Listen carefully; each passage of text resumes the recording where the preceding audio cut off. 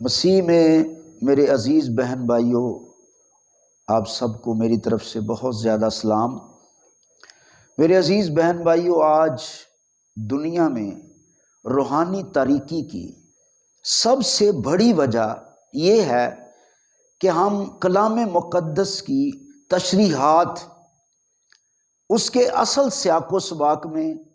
اس کے اصل متن میں رہ کر نہیں کر رہے، بلکہ ہم اپنے ذہنی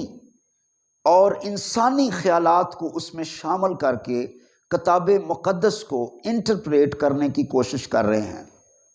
جس کی وجہ سے بہت سارے روحانی مسائل کھڑے ہوئے۔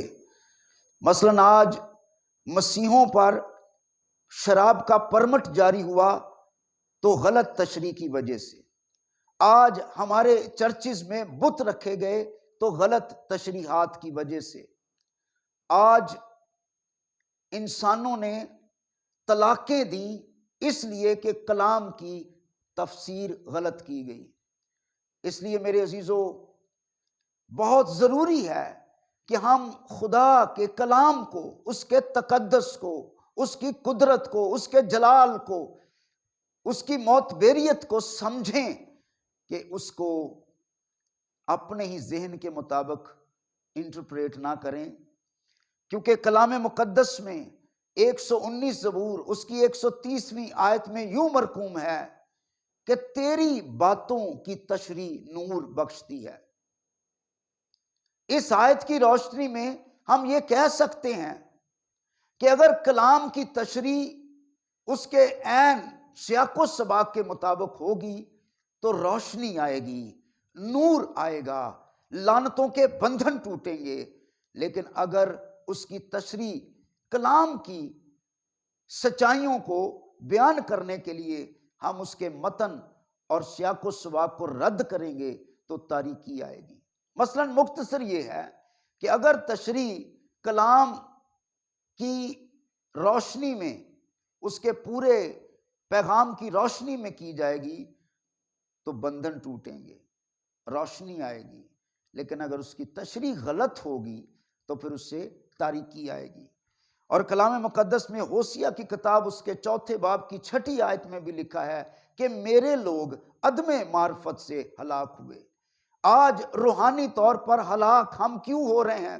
اس کی کوئی اور وجہ نہیں، کلام کی معرفت نہیں ہے، کلام کی سچائیاں ہمارے دلوں کو روشن نہیں کر رہی۔ اس کی وجہ یہ ہے کہ ہم غلط تشریحات کر رہے ہیں، انسانی تشریحات کر رہے ہیں۔ اور ایک حوالہ میں آپ کے سامنے تلاوت کرنا چاہتا ہوں، آئیں میرے ساتھ کھولیں دوسرا پطرس کا عام خط، اس کا 1 باب اور اس کی 16ویں آیت سے ہم تلاوت کریں گے۔ یہ حوالہ ہم پڑھیں گے اور اس کی روشنی میں دیکھیں کہ پطرس رسول کلام کو کتنا اعتبار کے قابل بتاتا ہے، اور اس کی تعویل اور تشریح اور توضیح کتنا ضروری ہے کہ ہم کرتے ہوئے خدا کے کلام کا خوف ہماری زندگی میں ہو، روح القدس کی رہنمائی میں، اور بائبل کے ان اصولوں کو مد نظر رکھتے ہوئے جو سیاق و سباق میں رہ کر ہم اس کی تشریح کریں۔ تو میں کلام تلاوت پاک کروں گا، پطرس کا دوسرا عام خط 1 باب اور اس کی 16ویں آیت سے، کیونکہ جب ہم نے تمہیں اپنے خداوند یسوع مسیح کی قدرت اور آمد سے واقف کیا تو دغا بازی کی گڑھی ہوئی کہانیوں کی پیروی نہیں کی تھی، بلکہ خود اس کی عظمت کو دیکھا تھا کہ اس نے خدا باپ سے اس وقت عزت اور جلال پایا جب اس افضل جلال میں سے اسے یہ آواز آئی کہ یہ میرا پیارا بیٹا ہے جس سے میں خوش ہوں۔ جب ہم اس کے ساتھ مقدس پہاڑ پر تھے تو آسمان سے یہی آواز آتی سنی، اور ہمارے پاس نبیوں کا وہ کلام ہے جو زیادہ معتبر ٹھہرا، اور تم اچھا کرتے ہو جو یہ سمجھ کر اس پر غور کرتے ہو کہ وہ ایک چراغ ہے جو اندھیری جگہ میں روشنی بخشتا ہے۔ جب تک پو نہ پھٹے اور صبح کا ستارہ تمہارے دلوں میں نہ چمکے، پہلے یہ جان لو کہ کتاب مقدس کی کسی نبوت کی بات کی تعویل کسی کے ذاتی اختیار پر موقوف نہیں، کیونکہ نبوت کی کوئی بات